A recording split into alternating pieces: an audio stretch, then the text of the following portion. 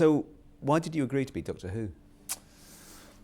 Because it was written by Russell T Davies, primarily.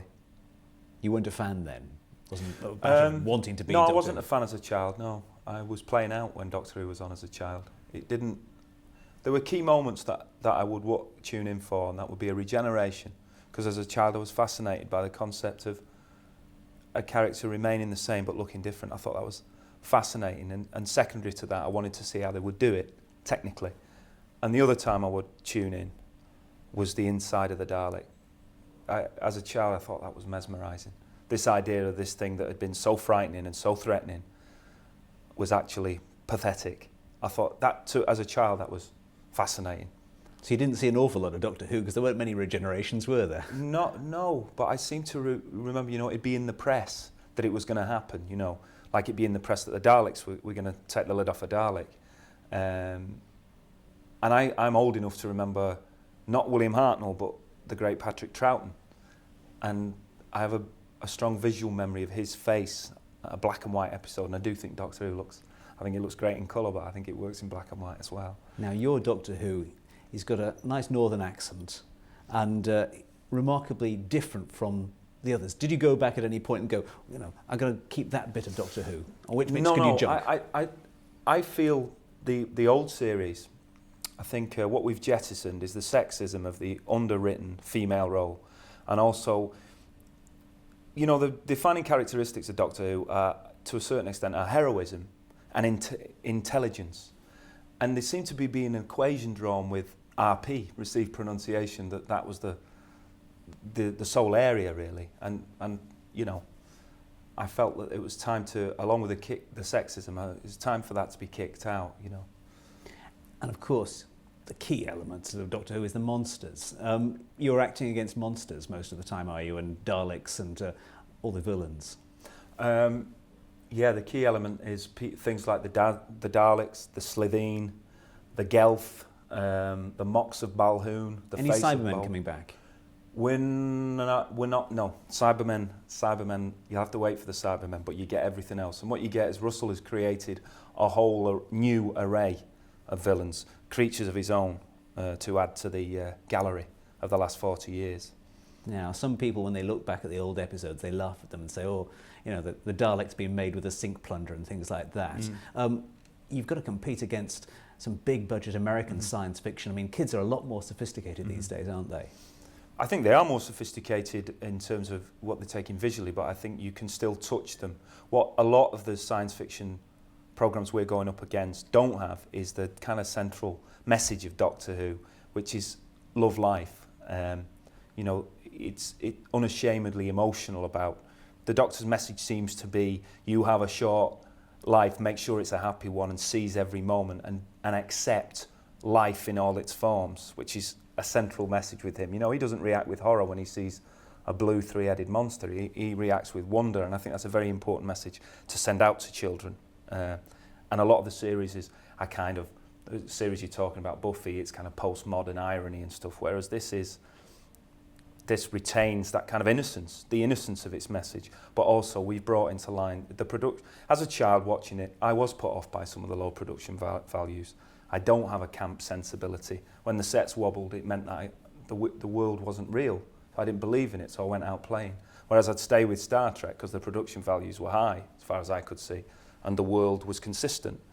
But we, in our new series, we're in line with all that. The production values are very high. We had a good budget, and most importantly, we had brilliant people working on it at a crew level who've created. There's no wobbly sets. Bit of wobbly acting, no wobbly sets. Now, you have to be prepared, of course, as soon as you become the Doctor, you will, for the rest of your life, have a large number of fans who want to write letters to you. Have you? I might have enemies. Might have a large number of enemies. Depends what they feel about me. But you're prepared. It's over the years. It's developed quite there's supposedly 8,000 committed fans out there who've stayed year after year after year. Mm-hmm. Have you encountered any of them so far in their home? Yeah, I mean, I'm quite fortunate because I've been in the business, varying degrees of kind of exposure for over the last 18 years, and so I know a little what that's like. When I was cast in the role, I immediately met a number of Whovians, for one, should we call them Whovians? And they have been unfailingly polite and gentle and encouraging to me, and I'm very grateful to it. They've been around the set, they've watched us filming, and I think they're passionate and grateful that the series is returning, and I've enjoyed every encounter with them. They're not interested in any of the details of your personal life. What they want to know is what it's like being a Time Lord. And I share, I'm like that about reggae and soul music. I have that gene, that slightly obsessive thing. So it's been a pleasure, and I genuinely hope that they're happy with what I and we have done. Now, the whole point about the Doctor is he lasts for quite a long time. I mean, you've done 13 episodes. They're not going to be happy until you've done year after year, become a Tom Baker figure. Are you going to stay with Doctor Who for a long time, do you think? I can't answer that. It's impossible. All I can think about at the moment, and I literally stopped filming on Saturday, is this first series. I can't possibly be drawn on that. So you don't regenerate at the end. If you think about it, 13 45-minute episodes in the old days is 2 series. I've just done 2 series in 8 months, really. You could broadcast 7 of these and 6 next year. You've got 2 series. 45 minutes, not half hours. I've done 2 series already. Is it going to be scary? I mean, it goes on at 7 o'clock on a Saturday. It's obviously aimed at children. Is it going to be an adult program, or is it going to be a kids program? Hopefully it's going to be a program that the family will watch together, like all the best television. I think I would like 8 to 12-year-olds to take me into their heart. I don't think I've got much of a chance with Tom Baker and John Pertwee fans, and I respect that fidelity, really. I respect that loyalty. I have it myself to Sean Connery as James Bond, but I'm hoping that 8 to 12-year-old children I'll be their first Doctor, and they'll love me the way people love Baker. Will they be watching you from behind the sofa? They'll be watching me from behind the sofa, the futon. Yeah, I think it's frightening because it's so well. Apart from the visual impact of the monsters and the brilliance of the creations, this is a very well written series, and it's the psychology that's frightening, particularly, for instance, when the Doctor confronts the Daleks. There's a whole thing about, is the Doctor actually as bad as the Daleks, because he's prepared to exterminate them willy-nilly. So the psychology is very well drawn, and the children will listen to that as well as look. If you make good television for children, the adults will come. That's the way I think about it. Now, in the 1980s, Doctor Who died a long, slow death into kind of ridicule and really wobbly sets. I believe so. I wasn't aware of it, but I believe so. But even Doctor Who fans, they look on with horror at sort of how it disappeared.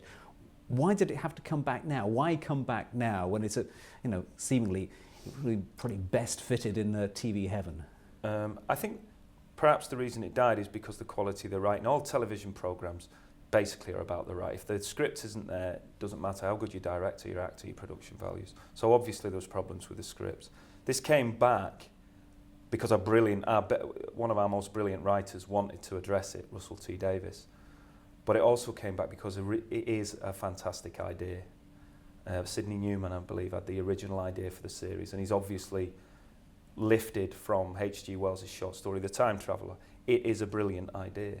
And a character, a mysterious character who can travel forwards and backwards in space, and who is primarily concerned with prolonging the life of our world. It's a beautifully simple idea, and I think that's why it's got legs. And why did you want to be the Doctor? Because Russell T Davies wrote it, and because it was an audience and an area of television that I hadn't worked in. I've not had the privilege to act for children, really, and because I'm constantly told that I'm not funny and I'm not charming, and they were some of the demands in the role. So I felt it was a big gamble. There's 2 reasons to do it: Russell T Davies and the gamble, and I like a gamble. I think it's important as an actor or in any sphere of life to do the things that frighten you most. Does this feel like a big event? Do you feel like there's a kind of weight on your shoulders? Because it's been 15 years since it was on the TV screens, and there's a buzz about it, isn't there? Yeah, there is a buzz about it. It doesn't feel like a burden, no. It's been an absolute pleasure and a privilege to play the part and to work with that crew who are shooting as we speak. I've spent the last 8 months, 6 days a week, 14 hours a day with a group of people I'm not talking about all the show-offs you're going to see at this launch or me. I'm just at the tip of an iceberg. I'm talking about the people, the cameramen, the prop men who made this program. And it's been a privilege. It's not a burden. It was a joy to play in, really. Now they're all going to be coming tonight to have their first look at the first. What sort of? It is painful when people attack it. I'll be honest with you. There's been a couple of early reviews and they've attacked us, and it's painful. You accept it. You take it on the chin. But when you've worked as hard as we have, with so much love, you hope you'll get some of it back. I did just want to say that it is painful. I won't pretend it isn't. Because there are huge expectations from Huge. people who, it's their childhoods, isn't it? Yeah, that people that's are right. comparing against. And as I say, I respect that loyalty to the old series. The classic elements of this series are there. The Daleks, the TARDIS, the Doctor's persona, his aims, the central message of love life in all its forms are there. But certain other things, the furniture's been moved around a bit. No wobbly sets. No wobbly sets. And, you know, some of the old 70s stuff of the paternalistic know-all and his helpless sidekick, that's gone. And one final question. We hear the Daleks have solved the problem of conquering a planet with stairs. That's true. And, yeah. So that's a problem that none of the rest of the, never mind accents, none of the rest of the Doctors have had to face Daleks that can do that. Can you tell us how they do it? Oh no, it'd spoil it, wouldn't it? I'm not in the spoiling business. Fantastic.